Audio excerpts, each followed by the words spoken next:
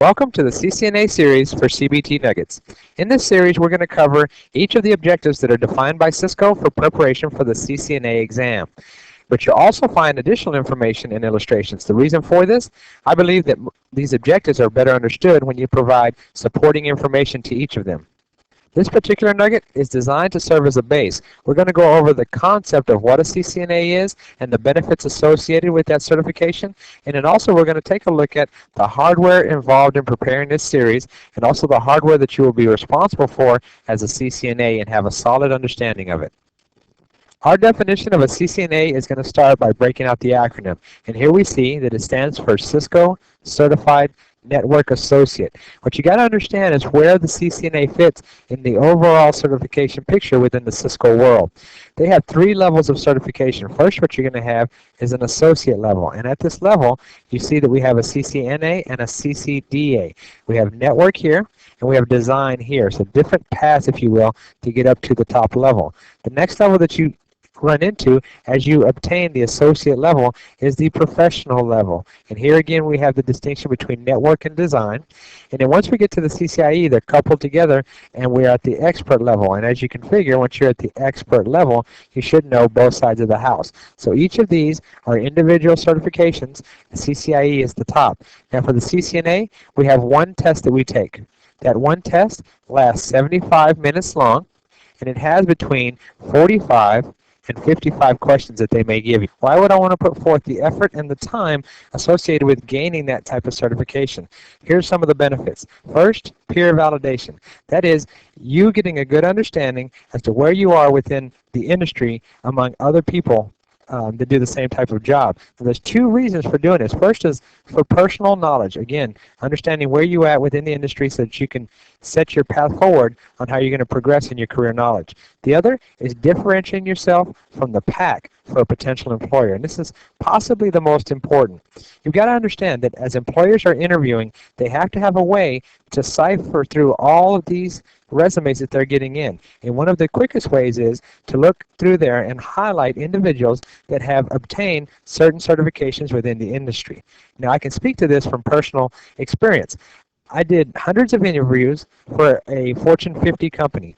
And the first thing we did is we went through the resumes and we looked for keywords. And for entry-level positions, if CCNA was not on that resume was thrown out. We didn't even progress to the phone interview, which, understanding most times when you're interviewing with a company, it's a phone interview and then an in-house interview. Didn't get any further than reading a portion of that resume and then tossing it out if the certain certification wasn't met. So why would we do that? Because this certification takes a level of experience and knowledge that we want for the job, and this is the best way and the easiest way for us to verify that that does exist within the individual. Another reason to obtain a certification is career advancement. Now, we talked up here about sending out your resume and interviewing for a position outside of your company and changing companies from company A to B. But you've also got to remember that there's career advancement that can be considered within your company. A lot of companies are set up with a tiered structure. Let's say tier 1, 2, and 3, where the entry-level tier is here at tier 1. Or, as it may line up with the Cisco certifications, this is your associate certification, so the CCNA, CCNP at layer 2, and then CCIE as the third tier, the top tier. There's a lot of companies within the industry that use exactly this. They use the certification program as it's outlined by Cisco to outline the tiers within their structure or their environment within the company. Now, if you want to progress from one tier to another, one of the requirements would be obtaining a certain certification. So if you want to get into the company at all, you've got to have your CCNA. You want to advance from there, CCNP, and then CCIE. As I had said, many companies adopt this structure. Another structure that you'll see out there commonly is that tier 1 would be an entry-level position but not required to have a CCNA, and then the tiers would progress from there. So you would actually have a 4-tiered program, and this is what we're talking about, career advancement within a company, where you're already in the company, but you want to go up to another level, which in most cases will include a raise and usually more responsibility, but at the same time better benefits. As you advance in this career field of computer networking, you're going to find something that I think is just very amazing. Most people in this career field are not concerned with title or position as much as they are with obtaining knowledge and an understanding of what happens within the environment of computer networking.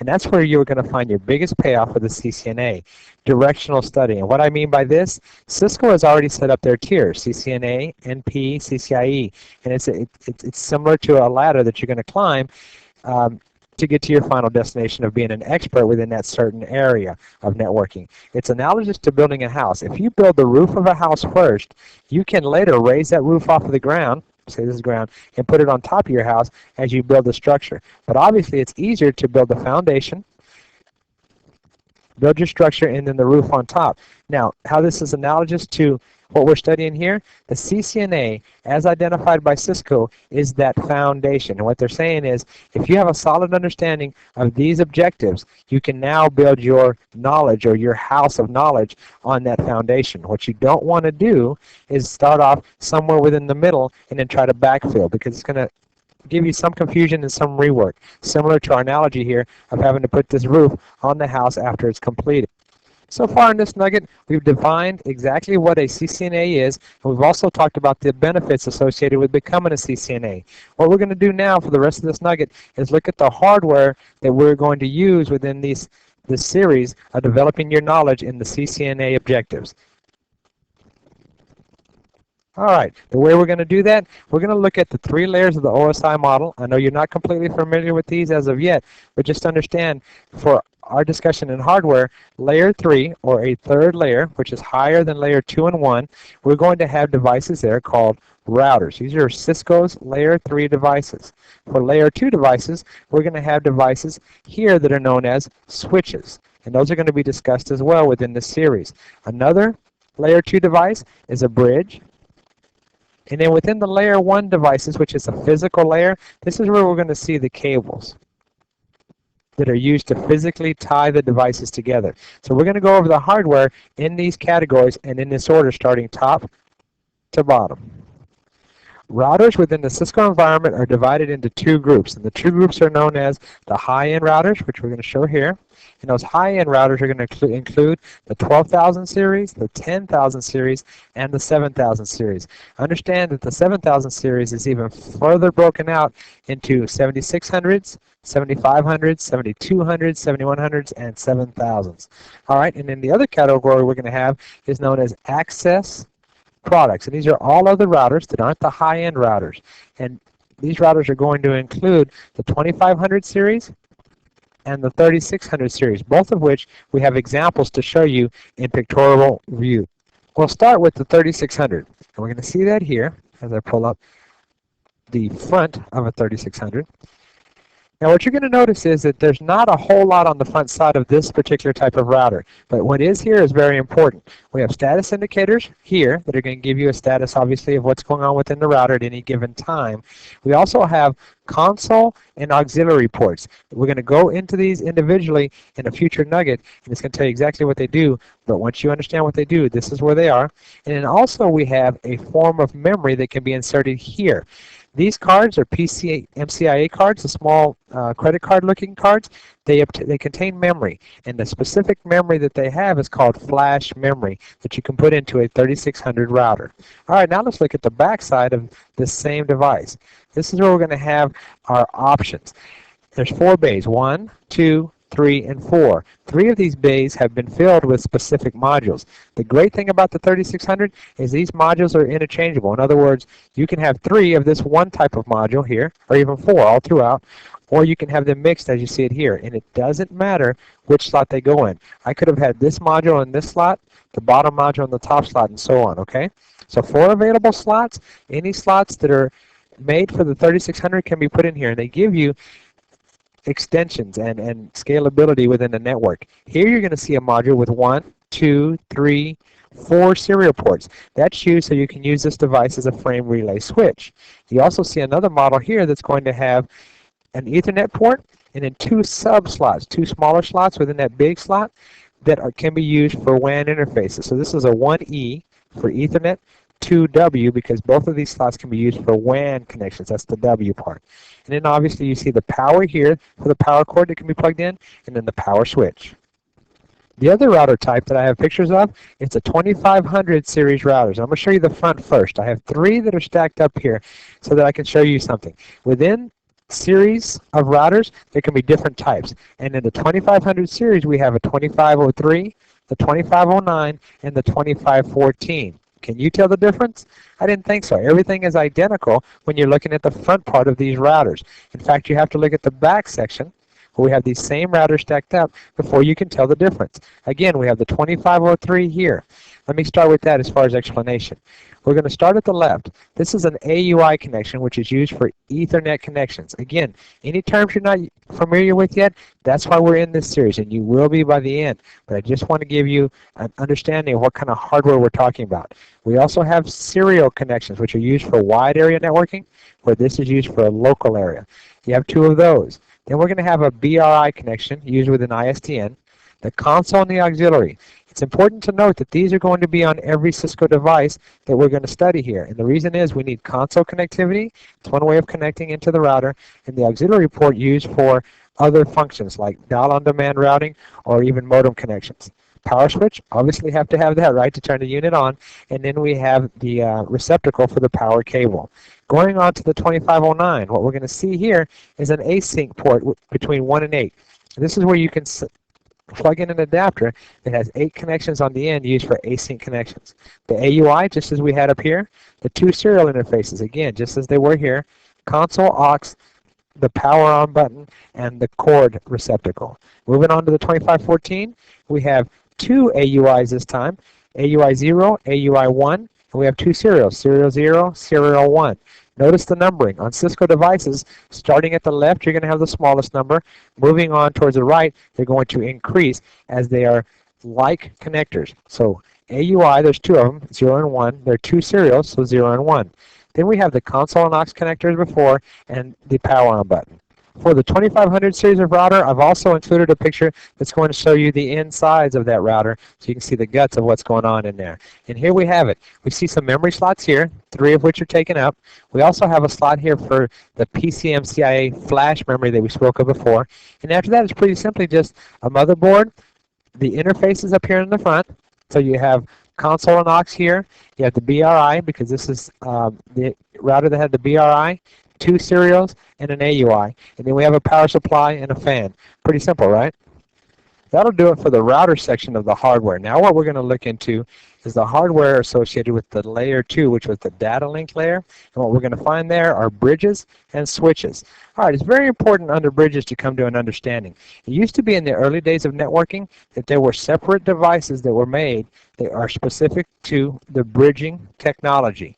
In other words, this is what was offered here, and it wasn't routing as well. But in today's network, so what you're going to find, especially in Cisco environments, is the fact that you have one device, and this is going to be your router. Now, dependent on configuration within the configuration file, you can set this router to operate as a bridge also. So it can have bridge capability within the routing device. Okay, so it's not going to be a separate device. With switches, we are going to have separate devices. And those separate devices are broken up into 2 categories. There's the WAN switches that are used for wide area networking, and there's also the LAN switches for local area networks. These are the 2 that are most common, and within the CCNA, you're going to be familiar with the 1900 and the 2900 series of LAN switches. I've got sample pictures of these devices as well. We're going to start out with a look at the 1900 switches. And as we did before, we're going to look at the front first. Now, it's going to be a bit different here because the front has a lot more meaning in a switched environment. Here we're going to see the interfaces associated with that switch. This particular type of 1900 switch is a 1912. It's so named because it has 12, you can count them here, different interfaces that you can plug into or ports. What we're going to see on the left side here are status indicators for the system and then the packets per second. We also see a mode selector. Then we have the ports as I spoke of earlier. Then we have 2 additional ports here. It's the A and the B port rated at 100 megabits. These are all 10 megabits for regular Ethernet. These are fast Ethernet. And what they're used for is uplink ports. In other words, to tie switches to other switches or switches to routers.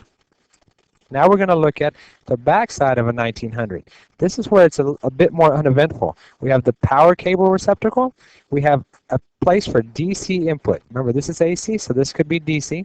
A fan, the console that's always going to be there, and an AUI connection. Remember we spoke earlier about the fact that the console and the auxiliary would be there? That's true on routers and in some instances of switches, but on switches a lot of times what you're going to do is just have a console port. And the reason for that is that these switches were originally made by another company that was acquired by Cisco. Let's talk more about this AUI port. It's an Ethernet connection that is available for connectivity if you put a transceiver on here that you can use in your networked environment. I just mentioned the lack of an auxiliary port as one of the differences between this switches and the Cisco routers that are available. I also want to go back and show you that in the numbering of these devices, as you can see here, that's the number 1 through 12 on the ports. Remember with the routers you started at 0. Cisco likes to start its numbering at 0. In any devices that were made originally by Cisco, you will see that. Now if they were acquired devices, you may see, as we do here, where the numbering starts with 1 and proceeds through whatever the end port may be. Moving on to the second switch that I have to show you, we're going to look at the 2900 series. We're going to start with the front again. And what we're going to see is 24 ports available now. This is a 2924, again named for the number of ports. The numbering starts at 1 and goes up to 24. We have the same status lights on this end as well as far as the front end is concerned. Note that we do not have the 2 uplink ports associated here. The reason for that? Every one of these ports is capable of 10 or 100 meg. It switches either automatically or can be programmed by the administrator. Because of that, any of these ports can be used as uplinks, so they don't have to designate 2 at the end of the switch. You'll find that the back of this device is similar to that of the 1900 back, and the fact that it has the power receptacle, a number of fans, and the console connection, and then the DC capability for power as well. We're also going to take a view at the inside of a 2900, and we're going to find that here. And what you're going to find is, again, a motherboard that lays across here, but this time we're going to have obviously a lot more port interfaces, and you see them all lined up here in the beginning for 1 through 24 ports because this is the 2924. Then you have your fans and power supplies as you would within a router as well, and connectivity for the back end. It is very important to note that as we looked at the inside of a 2500 series router and now the inside of a 2900 series switch, that there were no hard drives in either of the devices. The reason that's important is hard drives incorporate moving parts, which means mean time between failure, or how long those devices are going to last, is limited in comparison to a device like this that has no moving parts. Everything is done electrically through the device, and it's going to last a lot longer. That'll do it for our discussion on the layer 2 devices, or the data links layer. Now we're going to concentrate on the physical layer, which is layer 1. There are 2 types of cabling generally associated with the physical layer when we're talking about routers and switches, and those are LAN and WAN type of cabling. Within LAN, we can connect token ring devices, we can connect Ethernet devices.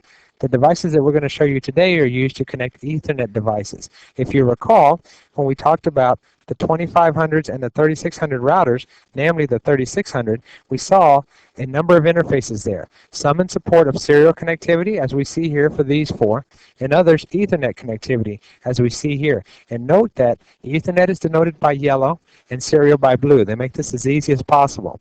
All right, so what we're going to have is the 2 type of Ethernet connectors that are popular, and one here is the AUI connection, and the other here is an RJ45 acceptable interface, which is the RJ48. So we can plug a cable in directly here, or in this case, we would have to plug our network cable into another device to adapt it to this type of connector. And that device is called a transceiver. I have a picture of both to show you now. If we're plugging directly into the router itself, we'll plug the end of our cable, that's this end here, which is known as an RJ45 connector, into that RJ48 receptacle. If we have the AUI connector, remember that interface right here? This is the male portion. You plug this into the router, and on the other side here, it looks like this transceiver, and that's where the RJ48 is, so we can plug our cable into that device.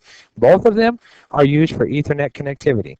Now let me show you the WAN connectors, or the serial connections that will plug into these ports here within our 3600. What you're going to see is a cable that, although both ends look exactly alike, are different, because this is the end for data terminating equipment, and this is data conditioning equipment. You see the initials there. Electrically, they are different, even though the connector seems the same here, but they're used for wide area connections. Of course, there are many other types of WAN connectors or serial connectors. Examples of are VDOT35, DB25, and the list goes on seemingly forever. I just showed you one type of WAN connector. In this nugget, we started out by defining what the CCNA is all about. Then we looked at the benefits associated with getting your CCNA. And then we showed some examples of the hardware that will be involved within this series. All of which was presented to you to make you feel comfortable and get you ready so that we can run through this series and get you your CCNA certification. I hope this has been informative for you, and I'd like to thank you for viewing.